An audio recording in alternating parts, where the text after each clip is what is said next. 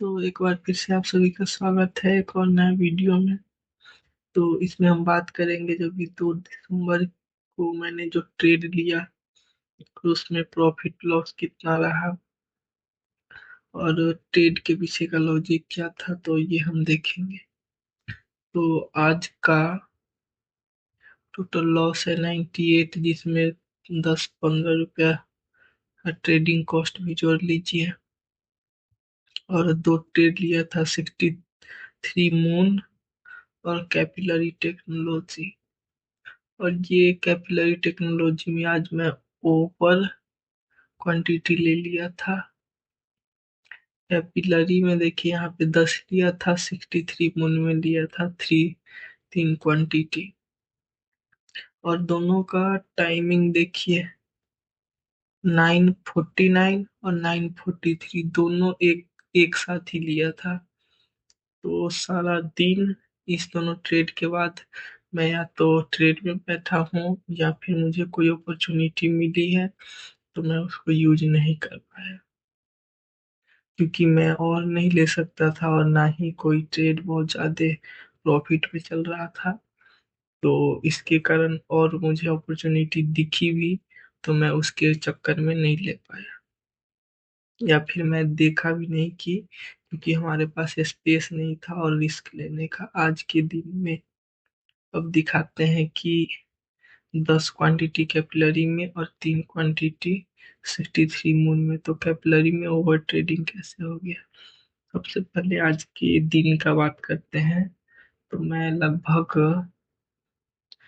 8 नहीं, हाँ 8 बजे के आसपास, शायद 8 नहीं 9, पौने 9 के आसपास मैं जगा था। और उसके बाद है कि मुझे अचानक से एक फैमिली मेंबर के द्वारा बोला गया कि पार्क में जाना है। तो मैं अभी रिश्तेदार के यहाँ आया हुआ हूँ, तो वहाँ पे मुझे जाना पड़ा। और इस कारण हुआ यूं कि टाइम जब मैं वापस आया तो 9:40 के आसपास हो गया था। नहीं, 25, हाँ 25 था, 9:25। और फिर मुझे था कि मैं ट्रेड ले लूँ थोड़ा। तो ऐसे करके शायद मुझे लगा कि आज ट्रेड जल्दी के चक्कर में हमने दो ट्रेड एक साथ लिए और दोनों उतना अच्छा नहीं सेटअप था बहुत, जो अच्छा होता जिसमें हमें इतना ही चाहिए था, उतना अच्छा नहीं सेटअप था। जो कि मैं इसलिए नहीं कर रहा हूँ क्योंकि ये फेल हुआ है, मैं इसलिए कर रहा हूँ क्योंकि ये रियली नहीं था। और फिर बात करते हैं कि कैसे होगा। तो ये है, और इससे ये सीख है कि अचानक से सारे, मतलब कि दिन का लॉस का सारा, जो भी आपका लॉस आपने निर्धारित किया हुआ है, तो उसको दिन के स्टार्टिंग में ही यूज नहीं कर लेना है। तो मैं अगले टाइम से, नेक्स्ट ट्रेडिंग सेशन से, जैसे मैं 100 रुपीज पर डे का स्टॉप लॉस लेके चलता हूँ पर डे का, तो मैं अगले दिन से सोचूंगा कि 80 to 90 रुपीज ही मैं पहले दो ट्रेड में यूज करूँ, बाकी 20 रुपीज या फिर 15 to 20 रुपीज मैं उसको जो है ना स्टोर करके रखूँ, कि बाद में अगर कोई मुझे मौका मिलता है तो मैं थर्ड ट्रेड भी ले पाऊँ। तो एटलीस्ट 10 तो मैं रखूंगा कल से। तो ऐसे करके एक नया चीज ऐड हुआ। और वही है कि थोड़ा बहुत हो जाता है कि ट्रेड के लिए थोड़ा करना है, तो मैं थोड़ा इसको है कि मैं पेशेंस तो रखता हूँ, लेकिन ठीक है, धीरे धीरे सही हो जाएगा, देखते हैं कि क्या होता है। तो अब है कि दो ट्रेड लिया था, दोनों का देख लेते हैं। एक है कि 63 मून में तो क्वांटिटी सही लिया था, जैसे कि कल का 15 मिनट का कैंडल था अच्छा खासा बुलिश, लास्ट 15 मिनट का कैंडल। और उसके बाद आज का ये जो कैंडल है वो अच्छा नहीं था। अच्छा नहीं था इन द सेंस बेरिश था, कल का बुलिश है पर आज का फर्स्ट 15 मिनट का कैंडल बेरिश था। तो इसके लिए मैं अगर लोअर टाइम फ्रेम पे जाऊं तो यहाँ पे देखिए, कल का इस मूव को आज एक अच्छा सा कैंडल यहाँ पे क्लोज किया था। यहाँ पे एक अच्छा सा रेसिस्टेंस भी बन रहा था, ठीक है। एक अच्छा सा सपोर्ट था, तो उसको ब्रेक करेगा तो फिर अच्छा खासा मूव आता। ये है। और यहाँ पे एक चीज है कि जैसे यहाँ पे देखिए 200 मूविंग एवरेज आ रहा था 5 मिनट पे, तो ये कभी वर्क करता है कभी नहीं करता है। तो ये करके पर मैं देख रहा हूँ कि अगर नहीं रहता है तो वो ट्रेड अच्छे करते हैं, तो मैं अब से जो है ना थोड़ा इस पे भी ध्यान रखूंगा कि कोई भी मूविंग एवरेज नीचे ना हो, खास करके 50 और 200 का, क्योंकि ये है अच्छा खासा सपोर्ट प्रदान करते हैं। तो फिर यहाँ के आसपास मेरी एंट्री थी और इसको मैं होल्ड किया 1:2। इतना बड़ा स्टॉप लॉस आज मैं लेके चल रहा था क्योंकि 15 मिनट का कैंडल था, मुझे लगा अगर जाएगा तो थोड़ा और नीचे यहाँ के आसपास तक ये ट्रेड आ सकता है। तो इसीलिए मैं इसको थोड़ा होल्ड करके रखा 1:2 भी इसमें अचीव नहीं हुआ था। तो इसके कारण मैं इसको और होल्ड कर रहा था, कोई भी पोजीशन मतलब कि कुछ भी इसमें मैं बुक नहीं किया। पर जैसे अब मैं दिखाता हूँ आपको किसमें बुकिंग आई है मेरी। 63 मून्स है ना, देखिए 3:07 पे है, 8:56 पे, 3:07 में 8:56। इसका हाई देख रहे हैं कितना है, 855.8 है। तो इसके ऊपर ही मैं स्टॉप लॉस लगा दिया था। ये जैसे ही कैंडल बना तो बस मैं इसको जो है ना होल्ड कर लिया कि हाँ, कि अगर इसके ऊपर जाएगा, और ब्रेक इवन भी पॉइंट था, टाइम ऑलरेडी 3 PM से ऊपर हो गए थे यहाँ के आसपास मैं देख रहा था। तो मैं सोचा अगर इसके ऊपर जाएगा तो मैं स्क्वायर अप करूंगा, मतलब कि कोस्ट टू कोस्ट इसमें एग्जिट होगा। तो इस प्रकार से ये ट्रेड था, ये आज वर्क नहीं किया। तो और इसमें कुल लगभग कोस्ट टू कोस्ट निकले, ठीक है।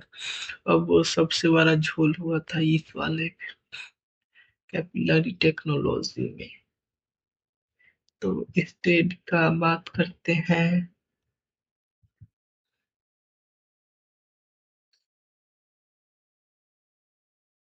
आज यहाँ पे अगर देखेंगे तो 15 मिनट पे, ठीक है, कैपिलरी टेक्नोलॉजी सबसे पहले प्लान था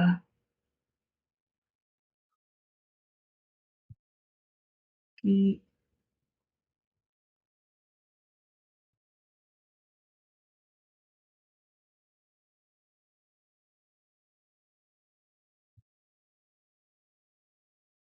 3 मिनट पे आते हैं, तो जैसे वहां पे रेसिस्टेंस के पास कंसोलिडेशन था, वैसे अगर यहाँ के आसपास होता ना तो फिर थोड़ा सही होता। पर कई केस में होता है कि ठीक है, कंसोलिडेशन तो ऐसे था भी यहाँ से 9:30, कल सारा दिन इसी रेंज में कंसोलिडेट किया था। और यहाँ पे एक सपोर्ट सा बन रहा था। सबसे पहले देखते हैं कि हमने कौन क्या ट्रेड किया था, उसके बाद देखेंगे कि फेलियर का क्या, क्यों फेल हुआ और क्या हुआ, ठीक है। तो सबसे पहले तो हमारा, मैं जब कर रहा था तो हमारा जैसे ही ये एक 15 मिनट में अच्छा सा क्लोजिंग कैंडल मिला, अच्छा बेरिश कैंडल ये था, तो मैं सोचा इसके बाद मैं लोअर टाइम फ्रेम पे जाऊंगा, फिर उसके बाद अगर कोई सेलिंग अपॉर्चुनिटी होगी तो मैं वो देखूंगा। तो अब देखते हैं कि यहाँ के आसपास अगर 5 मिनट में जाते हैं तो हाँ, यही था कुछ करके, ठीक है। 5 को छोड़ो, 3 मिनट। हम्म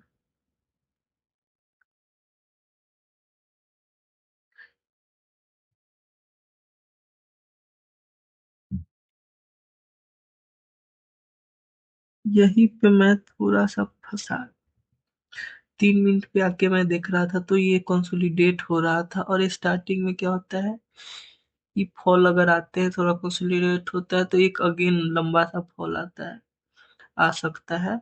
तो इस लॉजिक से करके मैं एक यहाँ के आसपास एंट्री बना रहा था कि अगर इसके नीचे जाएगा तो मैं, अब देखिए ओवर ट्रेडिंग का, ओवर मतलब ओवर क्वांटिटी कैसे ले लिया था।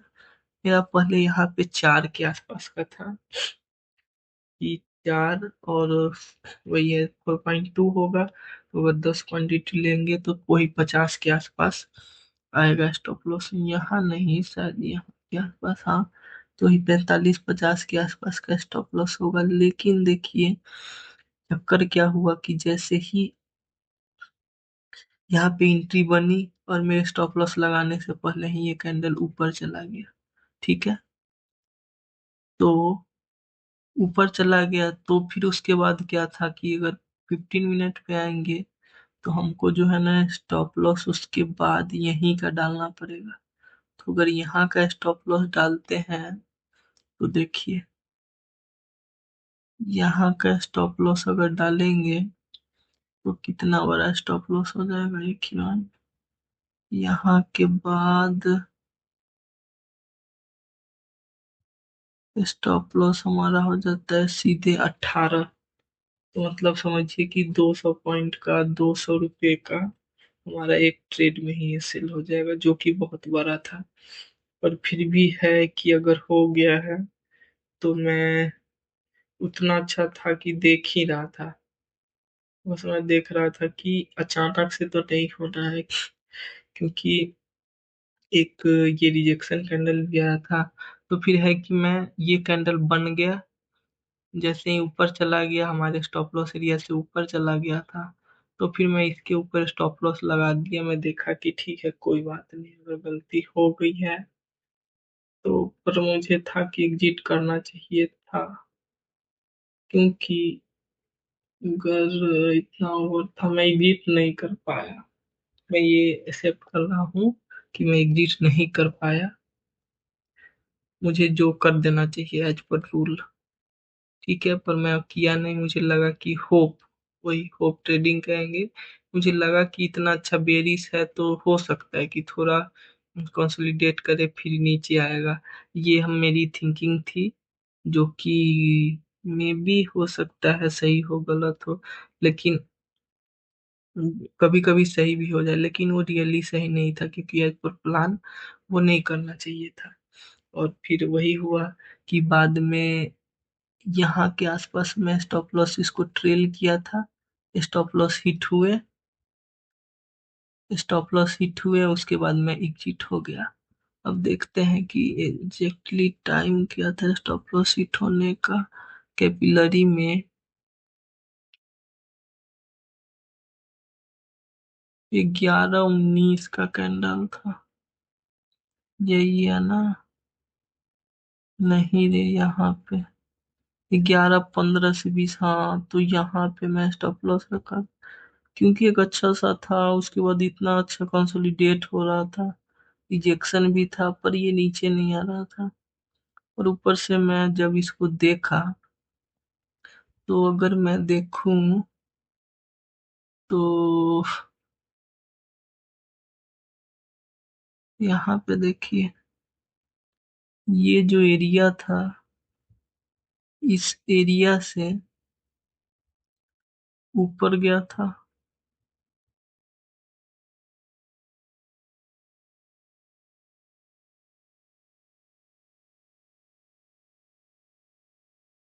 ये अच्छा सा एक डिमांड एरिया कर सकते हैं इसको, जहां से इतना बड़ा मूव आया। ठीक है, मैं सोच रहा था अगर इसको जो है ना ये नीचे से अगर ब्रेक करता है, क्योंकि अगर डिमांड जोन जाते होता है तो अचानक से आएगा, फिर उसके बाद ऊपर जाता है। और इसमें कोई रिएक्शन मैं नहीं देख रहा था, कंसोलिडेशन देख रहा था।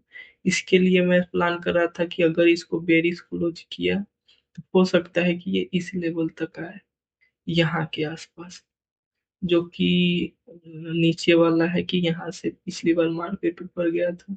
तो एक डिमांड एरिया ये बोल सकते हैं। तो मैं इसके लिए इस थॉट से गया, पर ये था कि इसको मुझे नो ट्रेडिंग जोन में रखना चाहिए था।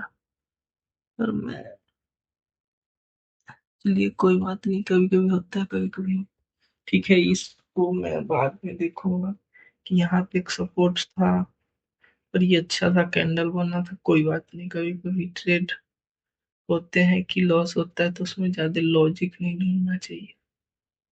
ठीक है, पर कोई नहीं, ये तो कह सकते हैं कि इस एरिया को थोड़ा अवॉइड करना चाहिए, थोड़ा और क्लोजिंग नीचे देखना चाहिए। पर हाँ, सबसे पहले हमारा यहाँ का था लॉजिक कि मैं यहाँ के आसपास लूंगा। अब मैं बताता हूँ, जैसे अगर मैं 5 मिनट पे गया, तो ठीक है, इसको वहां पे पहले से बना हुआ है। मैं इसको जो है ना, आपको यहाँ पे बना कर इसको डिलीट किया। ठीक है, डिलीट किया। तो अब देखिए कि ये जो था, ठीक है, ये क्रिया वाला है, जिसको ये सपोर्ट मान लिया। ठीक है,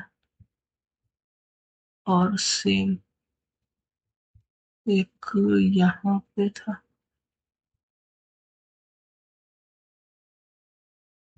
इसी के बीच में जैसे यहाँ पे कंसोलिडेट करके ऊपर गया था, सेम वही हुआ, कंसोलिडेट किया यहाँ पे भी, इनवर्स हेड एंड शोल्डर बनाया, फिर उसके बाद ऊपर गया। कल देखता हूँ इसमें क्या होता है, इसको मैं कल ट्रैक करूंगा। तो मेरा स्टार्टिंग में प्लान था कि जैसे ही एक अच्छा सा बड़ा सा कैंडल बना, तो अब यहाँ से लोअर टाइम फ्रेम पे जाएंगे, और एक अच्छा सा डाउन मूव देखने को मिला है। तो जो मैं 10 क्वांटिटी लिया था, उसके पीछे का प्लान ये था कि अगर यहाँ पे आते हैं, तो यहाँ के आसपास का जो 50% एरिया है, तो यहाँ पे रिट्रेसमेंट में मैं यहाँ पे एंट्री लूंगा। पर एंट्री के टाइम, जब मैं टाइम फ्रेम चेंज किया, तो फिर जो पिछला लॉजिक कर रहा था, मैं उस लॉजिक से ले लिया। और क्वांटिटी है कि क्वांटिटी वही इस लॉजिक के ट्रेड से हुआ, जो कि मैं कंफ्यूज कर गया। अगर यहाँ के आसपास होता, तो समझिए यहाँ के आसपास, तो हमारा कितना था, फिर भी तो 10 है। तो 10 10 100 का नहीं, तो उतना बड़ा स्टॉप लॉस नहीं ना होगा यहाँ के आसपास का। हाँ, 5 6 रुपीज का ये वाला स्टॉप लॉस था।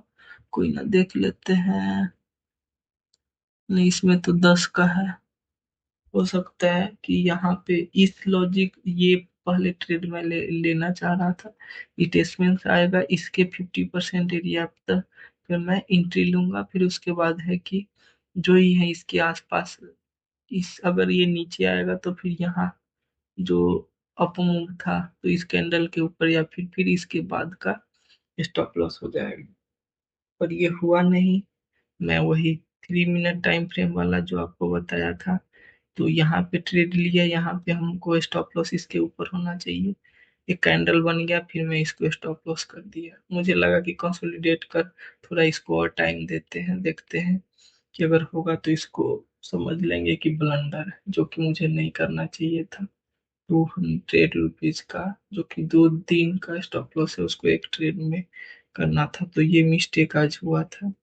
पर फिर भी इसको है कि जब बाद में मैं देखा, वो एक बाइंग आई, और उसके बाद कंसोलिडेशन हुआ, और कुछ ज्यादा सही नीचे नहीं जा रहा था। तो मैं इसको यहाँ के आसपास स्टॉप लॉस ट्रेल किया, और इसको मैं ट्रेड से एग्जिट हो गया था यहीं के आसपास। तो ये दोनों था आज का ट्रेड।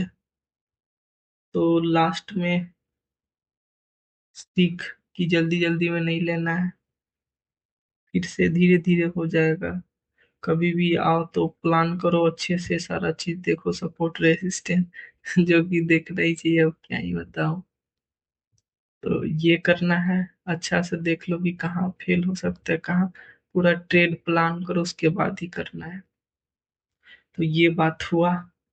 और फिर उसके बाद कोई बात नहीं है, अगर तुम्हारा स्टॉप लॉस से ऊपर भी चला गया तो उस टाइम भी है कि सेल कर देना है, सेल कर ही देना है थोड़ा बहुत ऊपर नीचे, क्योंकि अगर बाद में ऊपर गया तो ये और चक्कर पड़ जाएगा। और वही ये सेंसेस को एकदम एक्टिव रखो ताकि जो प्लान हो उसी को पे एग्जीक्यूट हो। जैसे मैं यहाँ पे रिट्रेसमेंट का पे लेना चाह रहा था पर मैं नीचे ही ले लिया, तो ये सब नहीं करना है। यहाँ से पिछली बार भी मार्केट ऊपर गया था, फिर से वहीं ऊपर गया, तो ठीक है कोई बात नहीं। यही होता है, बस लॉस को कंट्रोल करेंगे फिर आगे बढ़ेंगे। देखते हैं कब तक टाइम लगता है सक्सेस होने में। सो थैंक्स फॉर वाचिंग, बहुत बहुत धन्यवाद आप लोग का इस अब तक वीडियो देखने के लिए। जय हिंद।